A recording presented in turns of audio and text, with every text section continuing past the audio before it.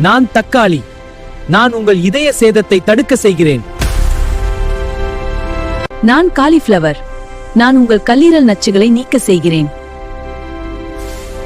நான் சுரைக்காய். நான் உங்கள் சிறுநீரக நச்சுகளை நீக்க செய்கிறேன். நான் பாகற்காய். நான் உங்கள் இரத்த சர்க்கரை கட்டத்த செய்கிறேன். நான் வெண்டைக்காய். நான் உங்கள் நினைவாற்றல் குறையை சரி செய்கிறேன். நான் பரங்கிக்காய். நான் உங்கள் நோய் தாக்கத்தை தடுக்க செய்கிறேன்.